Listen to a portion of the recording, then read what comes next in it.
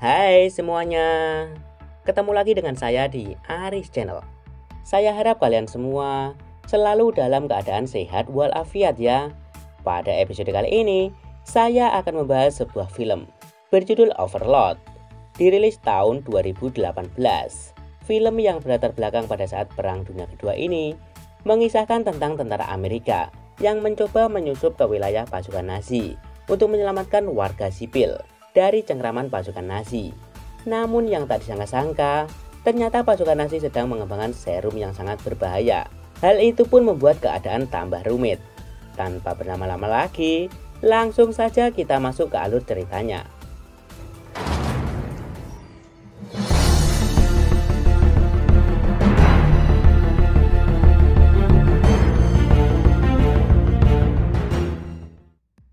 Cerita berawal di sebuah kapal tempur Amerika. Terlihat para prajurit begitu tegang saat mau masuk ke medan peperangan. Lalu sang kapten yang bernama Rensin memberikan komando kepada para prajuritnya untuk menghancurkan menara radio atau pusat komando milik pasukan Nazi, agar kapal pasukan sekutu bisa bersandar di bibir pantai untuk menyelamatkan mereka dan warga sipil dari cengkraman pasukan Nazi.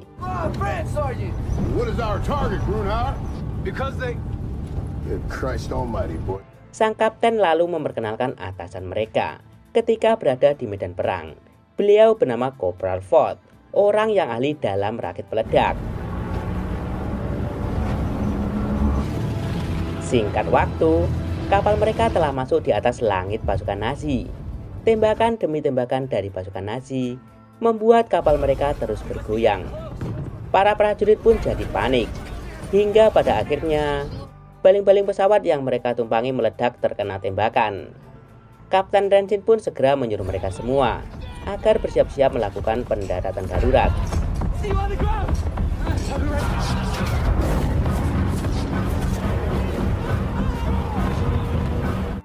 Salah satu prajurit Amerika yang bernama Boyce terlalu panik, hingga ia pun terlambat membuka parasut. Untungnya dia masih bisa mendarat di atas sungai. Hal itu membuatnya terhindar dari maut. Ia kemudian berusaha keluar dari sungai itu. Sesaat setelah ia berhasil keluar, pasukan Nazi menembakkannya dari seberang sungai. Boyce pun segera berlari masuk ke hutan menyelamatkan diri. Di sana dia menemukan senjata di dekat parasut rekan-rekannya yang telah meninggal. Tidak jauh dari situ, dia melihat Kapten Rensin yang telah dikepung oleh pasukan Nazi. Ketika Boyce mau menyelamatkan sang kapten, dirinya dihentikan oleh Corporal Ford. Kemudian pasukan Nazi menembaki Kapten Rensin hingga ia pun tewas. Corporal Ford kemudian mengajak Boyce agar segera meninggalkan Kapten Rensin, karena pada saat ini mereka tidak akan mampu melawan pasukan Nazi yang sedang membawa senjata lengkap. Ia juga menyuruh Boyce untuk melanjutkan tujuan awal mereka, yaitu menghancurkan menara radio atau pusat komando milik pasukan Nazi. Beberapa saat setelah melanjutkan perjalanan, mereka dikejutkan dengan sesuatu yang bergerak dari balik semak-semak. Dan ternyata itu adalah teman-teman mereka yang masih selamat. Setelah itu, Corporal Ford melanjutkan kembali perjalanannya bersama dengan keempat prajuritnya. Beberapa saat setelah berjalan, tiba-tiba salah satu dari mereka menginjak ranjau darat, menyebabkan tubuhnya hancur berkeping-keping. Corporal Ford mencoba menenangkan mereka, lalu menyuruh mereka untuk berjalan hati-hati, supaya bisa menghindari ranjau darat lainnya.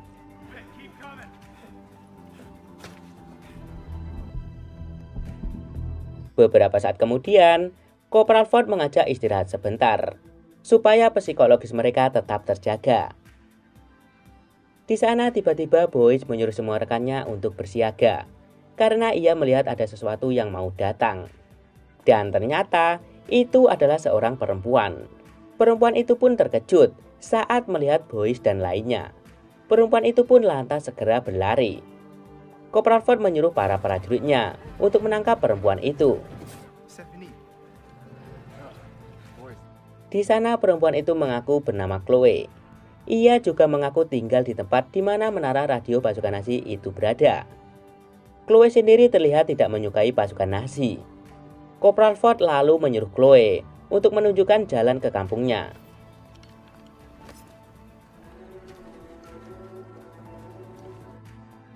Setibanya mereka di sana, terlihat banyak mayat yang telah dibakar oleh pasukan Nazi. Kemudian sampailah mereka di depan rumah Chloe. Chloe memberitahukan kepada mereka bahwa dirinya tinggal bersama saudara dan bibinya saja. Kopral Ford lalu mengajak Tibet dan Chess untuk mengecek kebenaran dari kata-kata Chloe. Sementara itu, Boyce ditugaskan untuk menjaga perempuan itu. Namun tak lama berselang, Chloe malah mencoba pergi. Ia pun menyuruh Boyce untuk bersembunyi di parit-parit. Lalu salah satu warga keluar. Ia melihat Chloe masih jalan-jalan di malam hari. Lantas ia pun langsung meniupkan peluit untuk memanggil para penjaga. Alhasil para tentara Nazi itu pun langsung menghampirinya, lalu merampas barang-barang berharga Chloe. Namun mereka segera dihentikan oleh komandan Nazi yang bernama Waffner. Sementara itu, Boyce mencoba mencari rekan-rekannya. Ia memberitahukan kepada rekan-rekannya bahwa Chloe terlihat sangat membenci pasukan Nazi. Kemudian, Chloe mengajak Boyce dan rekan-rekannya masuk ke dalam rumah. Di sana mereka mendengar erangan yang sangat mengerikan. Chloe pun memberitahukan bahwa itu suara bibinya yang lagi sakit. Lalu Chloe menyuruh mereka bersembunyi di atas loteng. Dari atas sana, mereka melihat kebiadaban pasukan Nazi yang sedang menghabisi para warga sipil.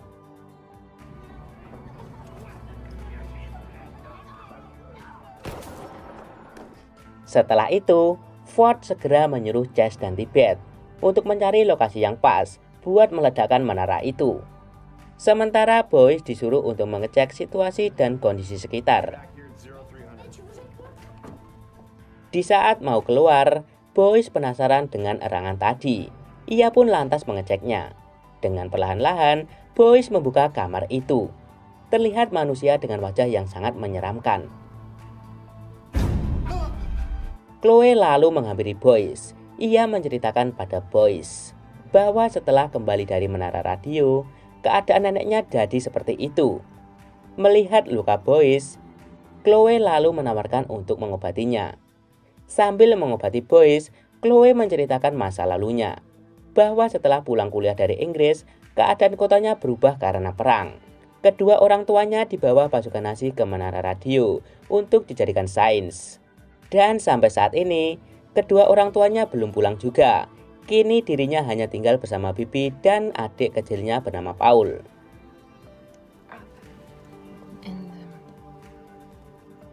Belum habis mereka bercerita, pasukan Nazi datang ke rumahnya. Pemimpin mereka yang bernama Waffner meminta Chloe untuk melayaninya. Namun Chloe menolak, dengan alasan dirinya tidak enak badan.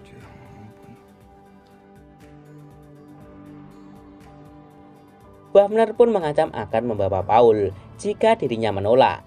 Mendengar namanya disebut, Paul ketakutan, sampai ia pun tak sengaja menjatuhkan bola. Waffner pun segera menyuruh anak buahnya untuk mengecek. Saat mereka naik, Paul telah berdiri di tangga, lalu melempar bolanya ke tentara itu. Sementara Ford dan Boyce sudah bersiap-siap melawan mereka. Namun mereka tidak jadi naik. Mereka hanya mengembalikan bola itu ke Paul, lalu turun kembali. Melihat keseriusan ancaman Waffner, Chloe pun terpaksa melayani Waffner. Sementara Boyce yang tidak tahan melihat itu, memutuskan turun menghentikan Waffner. Ford pun lalu membantu Boyce menghajar Waffner. Setelah itu, Ford menyuruh Boyce mencari Tibet dan Chess. Mereka akan segera berangkat menghancurkan menara. Langkah demi langkah Boyce lalui. Kini dirinya malah sampai di depan gerbang menara radio itu. Di sana dia melihat para tentara Nazi bersama dengan ilmuwan yang bernama Dr. Smith membawa para tahanan lalu dibakar. Tak tahan melihat itu, Boyce pun melanjutkan mencari rekan-rekannya. Namun tak lama kemudian ia pun bersembunyi lagi karena ada mobil pasukan Nazi. Sial, tepat saat itu ada seekor anjing. Boyce pun lalu berlari masuk ke mobil pasukan Nazi. Di dalam mobil itu terdapat banyak mayat tentara musuh. Di saat pasukan lain sedang memindahkan mayat-mayat itu, Boyce pun segera pergi. Lalu ia mencoba mencari informasi di dalam menara radio. Di sana dia melihat eksperimen aneh yang dilakukan oleh pasukan Nazi dan para ilmuwannya. Ia pun penasaran melihat banyak kantong-kantong yang bergerak. Dan di saat ia membukanya, ternyata di dalamnya ada manusia. Lalu ia pun segera pergi ke ruangan lain. Boyce melihat banyak serum yang telah dibuat oleh para ilmuwan itu. Karena penasaran, ia mengambil salah satu. Lalu Boyce pergi ke ruangan lain lagi. Di sana ia melihat rekannya yang bernama Rosenfeld yang telah terikat di ruangan operasi. Saat ia mau menolong rekannya itu, penjaga keburu masuk bersama Dr. Smith. Di sana Boyce melihat Dr. Smith menyuntikkan serum seperti yang ia bawa ke tubuh pasien lain, lalu memasukkannya ke sebuah ruangan.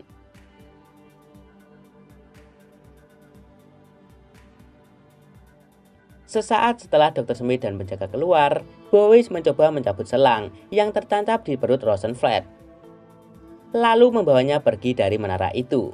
Namun karena banyak penjaga dan mereka hanya berdua, terpaksa Boyce membobol saluran air untuk melarikan diri.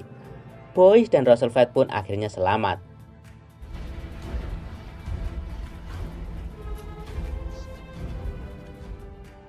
Berpindah ke rumah Chloe, Tibet dan Jess sedang menunggu Ford yang sedang mencari Boyce. Sesaat setelah Ford datang, Boyce dari bawah berteriak meminta tolong. Melihat Rosenfeld ada di sana, Ford pun bertanya dari mana Boyce menemukannya. Lalu Rosenfeld menjelaskan bahwa dirinya telah ditangkap sesaat setelah mereka mendarat. Lalu dia dibawa ke menara radio. Mendengar itu, Ford bertanya apa saja yang ada di dalamnya. Boyce pun menjelaskan bahwa mereka sedang membuat eksperimen aneh di bawah sana dengan membuat banyak serum. Lalu ia pun menunjukkan salah satu serum yang telah ia curi. Ford pun segera menanyakan ke Waffner, namun Waffner tidak mau menjawabnya. Terpaksa Ford melakukan kekerasan agar Waffner mau berbicara. Tidak tega melihat penyiksaan itu, Boyce pun mencoba menenangkan Ford. Namun Ford justru malah menghantam Boyce. Lalu Ford pun menyuruh Boyce untuk turun saja. Setelah penyiksaan selesai, Ford menyuruh timnya berkumpul. Ia memberitahukan bahwa waktu mereka tersisa 40 menit lagi untuk meledakkan menara sebelum kapal-kapal sekutu datang. Lalu Ford menyuruh Jess menurunkan Waffner untuk dijadikan sandera. Namun sesaat setelah melepaskan ikatannya, Waffner tiba-tiba menyerang Jess, hingga Jess pun terkena tembakan. Mendengar keributan di atas, rekan-rekannya segera naik menangkap Waffner, sedangkan Jess harus mengembuskan nafas terakhirnya. Boyce yang melihat alat suntik itu, tanpa pikir panjang langsung menyuntikkan ke Jess. Beberapa saat kemudian, secara mengejutkan Jess bangkit kembali. Ia pun merasa haus tanpa merasakan sakit. Bahkan Jess dengan mudah menemukan botol minuman yang ia pegang. Hal itu membuat mereka yang ada di sana terheran-heran sekaligus ketakutan. Sesaat kemudian, tubuh Jess mengalami perubahan. Ia pun lalu menyerang Boyce. Ford yang melihat itu langsung menembaki Jess. Namun hal itu tak membuat Jess tumbang. Ia bangkit kembali menyerang Ford. Lalu Boyce dari belakang menghantam kepala Jess hingga hancur. Kejadian itu dijadikan kesempatan Waffner buat kabur. Ia lalu menyandera Paul. Sementara di luar, anak buah Waffner bersiap-siap menjemputnya, sehingga baku tembak pun tak terelakkan. Atas kejadian itu, Waffner terkena tembakan di bagian kepala, namun ia masih bisa kabur.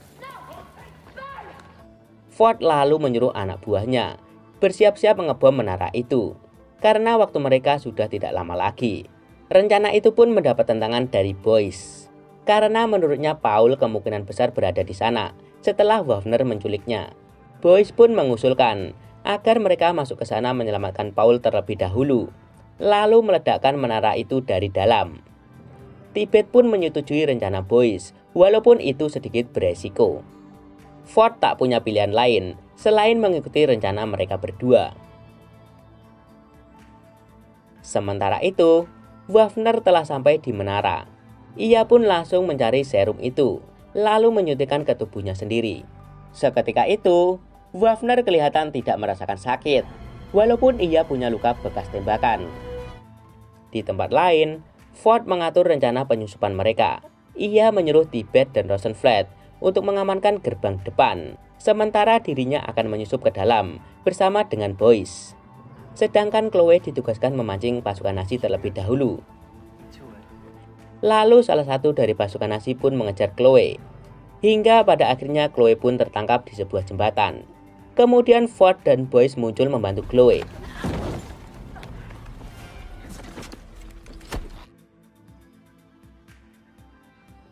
Sesaat setelah itu, pasukan yang baru saja ditangkap masuk ke gerbang dengan mulut tertutup. Ia berusaha memberitahu rekan-rekannya, namun mereka tidak paham. Mereka yang tidak mengerti langsung membuka lakban tersebut, yang ternyata itu adalah reaktor pemicu bom di sampingnya. Mereka pun mencoba kabur, namun itu tidak sempat. Bom itu pun meledak terlebih dahulu. Akibat ledakan itu, pasukan lain segera keluar. Sementara Tibet dan Rosenfeld telah bersiap menembaki mereka. Di tempat lain, Boyce, Ford, dan Chloe telah masuk ke dalam. Chloe pun memisahkan diri untuk mencari adiknya. Sementara Boyce dan Ford akan menyiapkan bom.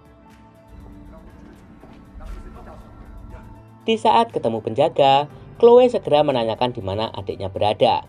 Namun salah satu penjaga menganggap itu lelucon. Lantas Chloe pun langsung menembaknya.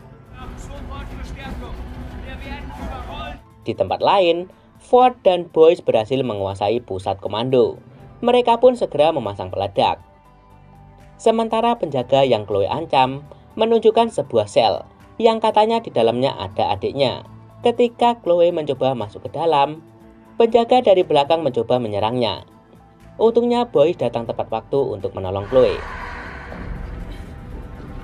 Setelah menemukan Paul, Boyce menyuruh mereka pergi duluan, sementara dirinya akan menyelesaikan misinya terlebih dahulu.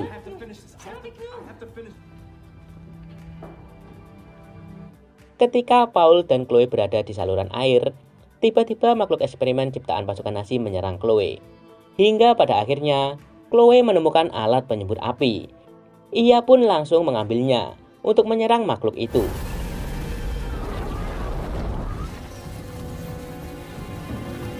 Di tempat lain, di saat Ford sedang memasang peledak, tiba-tiba Wagner datang dan langsung menyerangnya. Wagner yang punya ilmu kebal setelah disuntik serum, dengan mudah mengajar Ford, dan ia pun menghancurkan timer peledaknya. Sementara di saat Boyce memasang peledak, tiba-tiba Dr. Smith menodongnya. Tapi dengan sigap Boyce menyerang balik dan langsung menghabisi Dr. Smith.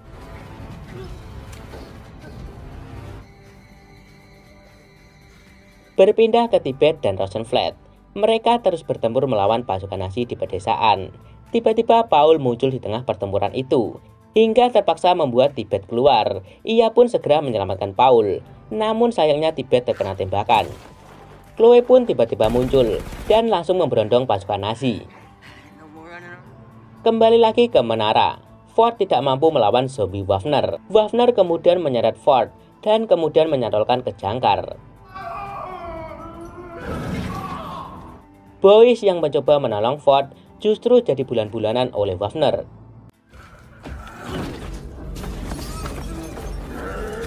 Sementara itu, Ford berhasil lepas dari cantolan itu. Ia pun lalu menyuntikkan tubuhnya dengan serum eksperimen Dr. Smith. Seketika itu, Ford pun juga punya kekuatan yang sama dengan Wagner. Ia juga kebal terhadap berbagai serangan. Lantas ia pun segera membantu Boyce menghajar Wagner.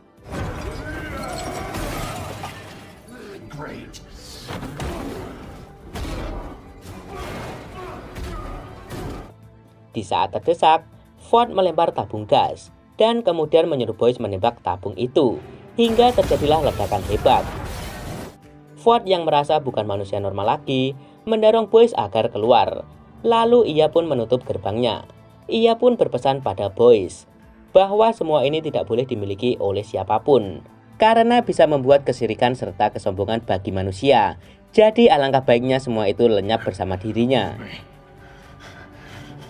Sementara Wagner yang telah terluka parah ternyata masih bisa keluar. Bersamaan dengan itu, zombie-zombie lain pun bangkit. Ford segera menyuruh Boyce pergi karena dirinya akan meledakkan tempat itu. Sementara Boyce dengan sisa tenaganya terus berlari menyelamatkan diri. Hingga saat menara itu roboh, Boyce berhasil keluar dari tempat itu.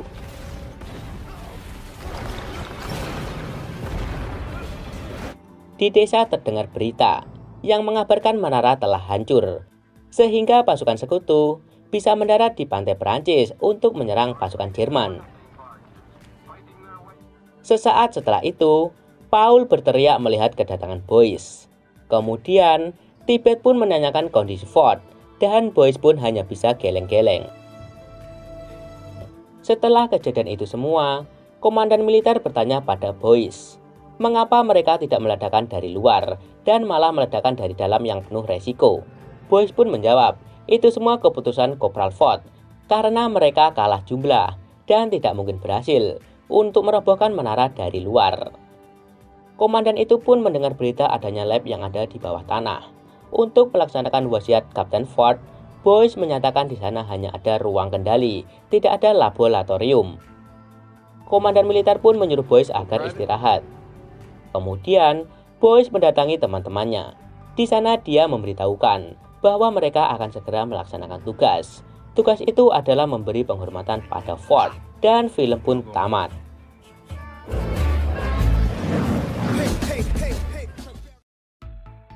Itulah alur cerita film Overlord 2018. Semoga Anda yang telah menonton video ini bisa terhibur. Jika Anda menyukai video ini, jangan lupa subscribe, like, dan aktifkan tanda loncengnya. Sampai ketemu di video berikutnya.